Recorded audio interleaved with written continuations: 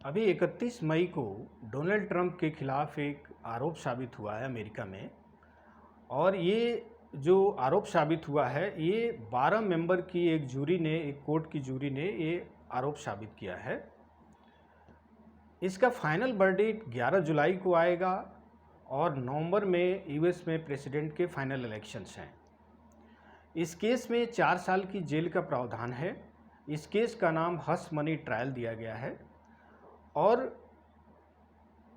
अगर इनको जेल होती है डोनाल्ड ट्रंप को, तो हो सकता है कि ये यूएस प्रेसिडेंट का इलेक्शन कैंपेन ना कर पाएँ, कॉन्टेस्ट ना कर पाएँ। ये आने वाले समय में पता चलेगा।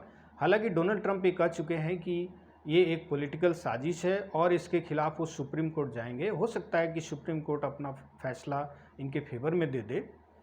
ये आने वाले समय में पता चलेगा। अब ये पूरा केस है क्या? बेसिकली 2006 में स्टॉर्मी डेनियल नाम की एक महिला थी अमेरिका की, जिसके साथ आरोप के मुताबिक डोनाल्ड ट्रंप का सेक्सुअल रिलेशन बना था।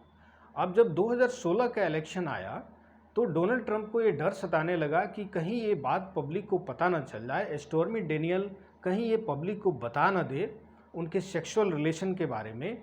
या हो सकता है कि स्टॉर्मी डेनियल ने इनको धमकी भी दी हो कि मैं ये चीज़ पब्लिक को बता दूंगी। तो ये डर सताने लगा कि अगर ये सीक्रेट बाहर आता है तो इसका मुझे काफ़ी खामियाजा भुगतना पड़ेगा और हो सकता है मैं इलेक्शन कैंपेन न कर पाऊँ, मैं प्रेसिडेंट इलेक्शन के लिए कंटेस्ट न कर पाऊँ।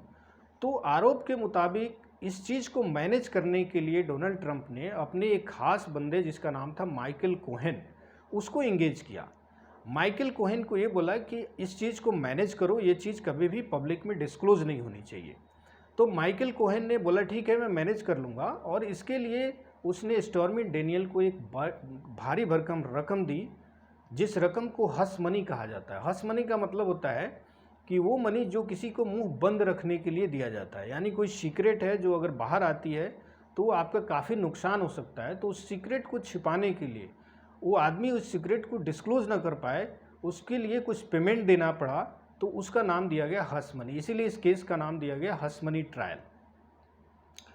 अब माइकल कोहेन ने पेमेंट तो कर दिया स्टॉर्मी डेनियल को, लेकिन सवाल ये उठा कि माइकल कोहेन ने जो पेमेंट किया है उसकी रिम्बर्समेंट कैसे होगी।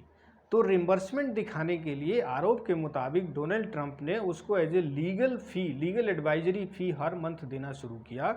और इसके लिए आरोप के मुताबिक बिजनेस रिकॉर्ड्स में 34 रिकॉर्ड्स ऐसे मिले हैं जो फॉल्सीफाई किया गया। यानी फॉल्सीफाई का मतलब है कि उसको ऐसे दिखाया गया होगा कि Michael Cohen as a legal adviser काम कर रहा है और उसको मंथली एक लीगल एडवाइजरी फ़ी दी जा रही है। तो ये पूरा केस था।